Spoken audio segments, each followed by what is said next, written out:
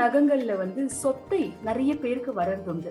அது எதனால வருது? குறிப்பா கட்டை விரல் நகங்கள் கருப்பாய் உடைஞ்சு உடைஞ்சு போகுது. அதுக்கு காரணம் என்ன? அதற்கு தீர்வும் என்ன? உடலில் உள்ள முக்கியமான ஒரு அங்கம் நகங்கள். 2 கைகளில் 10 நகங்கள் இருக்கும், 2 கால்களில் 10 நகங்கள் இருக்கும்.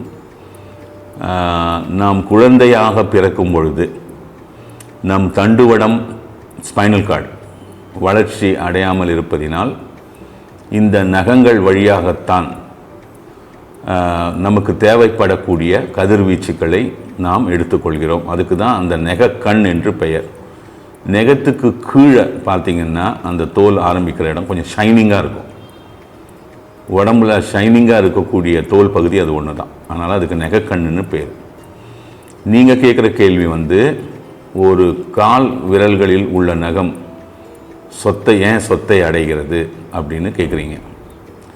இப்போ நகங்கள் மெயினாக உங்களுக்கு நகங்கள், முடி இதெல்லாம் அந்த கொலோஜன் என்று அழைக்கக்கூடிய அந்த புரத சத்தினால் வடிவமைக்கப்படக்கூடிய ஒரு அங்கம் நம் உடலில். நகங்களுக்கு கண்டிப்பாக நிறைய முக்கியத்துவம் உண்டு. அதில் இரத்த ஓட்டம் கிடையாது. அதனால் நம்ம நகத்தை வெட்டும் போது வலியை அனுபவிக்கிறது இல்லை, வளர்ந்த நகங்களை வெட்டும் பொழுது. நகம் சொத்தை அடைவதற்கு முக்கியமான காரணம் நம்முடைய கல்லீரல். கல்லீரல் எண்ணற்ற பணிகளை செய்கிறது. நம்மளுடைய உடல் ஆரோக்கியத்திற்கும் உடல் அந்த மனித ரசாயனம் அமைப்பில் கல்லீரல் தான் அதிகமான வேலை செய்யக்கூடிய ஒரு மனித உறுப்பாகும். இந்த உறுப்புகளில், இந்த கல்லீரல் உறுப்பில் சில கோளாறுகள் ஏற்படுமானால் அதற்கு உண்டான அந்த சிம்டம்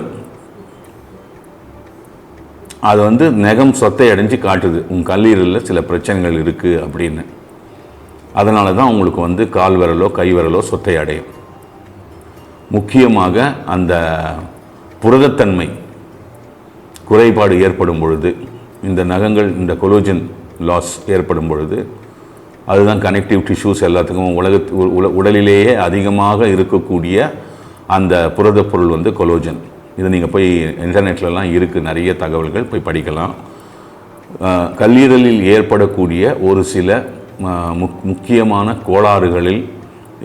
கோளாறின் காரணத்தினால் உங்களுக்கு கால் விரல் சொத்தை அடைந்து அதற்கு அதனுடைய வெளிப்பாடாக காட்டும்.